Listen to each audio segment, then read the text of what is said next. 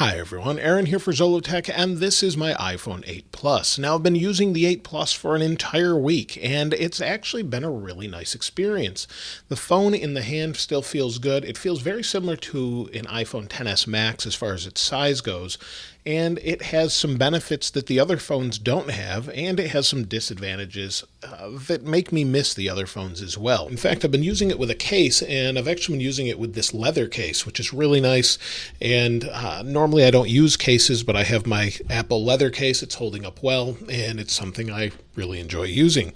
So I've been using it with that case and going back and forth with and without it, and this is a really nice phone, but it's kind of strange to go back with something with such large bezels on it. So it has some huge bezels, top and bottom, and then also, of course, you've got Touch ID. And now, most of the time, I actually prefer Touch ID, and some people will say that's crazy, but the time I don't prefer it is when it's logging you into a website, because when you're using Face ID, you just look at it and it logs you in.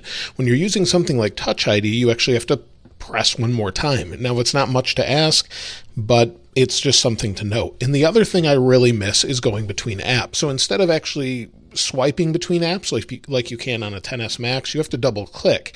And it's something that I actually had to get used to because I forgot about that. So you have to double click to go back and forth between apps. And it's a little bit of just relearning it. It's muscle memory. So it's not a horrible thing, but it's kind of strange to double click instead of just swiping. Swiping feels more natural to me. So if I want to go back and forth here, I can do that, but it just doesn't feel as natural when you're swiping as when you're swiping and things like that. Now, the durability and stuff, of course, is going to be fine, and speakers are quite nice as well. The speaker quality is great. No issues with the stereo speaker quality. Of course, I still miss the headphone jack from time to time, as I prefer wired headphones, although most people are just going to use AirPods or something along those lines. As far as performance, I really have no issues. Occasionally, it will stutter or hiccup, and this is on iOS 12.3.2, so it's on a version that's available to the public and should be stable. And then things like the camera are really quite nice. The camera is great. In fact, I used it for a video camera in one of my videos a few weeks back. If you saw one of the iOS updates where there was a pool in the background, well, this was the camera I was using. So I have no complaints whatsoever about this camera. In fact, I think it's a tremendously good camera. The other thing is battery life. Battery life is actually quite good. I have no issues with it. This one has 98% battery life, or battery health. So the capacity is pretty good. And over the past 10 days, you'll see I've actually used it for 10 days. So more than a week, I have not gone back to my iPhone XS Max yet. So you can see here, 3 hours and 19 minutes, and this was with more than 50% left.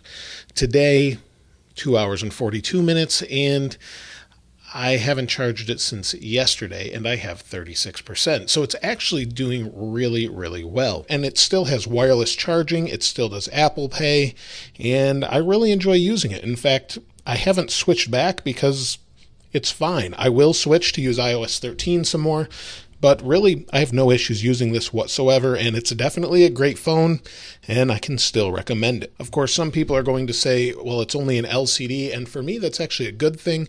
OLED displays actually have flicker that tend to bother or strain my eyes, so using an LCD display is actually a little bit refreshing because it's not doing that. So it's really nice, no issues there, and it has great viewing angles. Again, my number one complaint about the screen is it doesn't go to the edge or have rounded corners, which I actually prefer.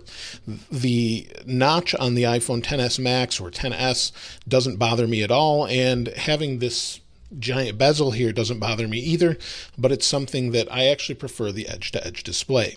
And that's it for the 8 Plus. I've really enjoyed using it over the past week or so, and I've used it for everything. So let me know what you think in the comments below. I'd love to hear what you have to say.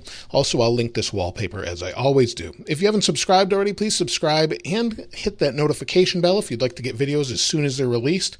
And if you enjoyed this video, please give it a like. As always, thanks for watching. This is Aaron. I'll see you next time.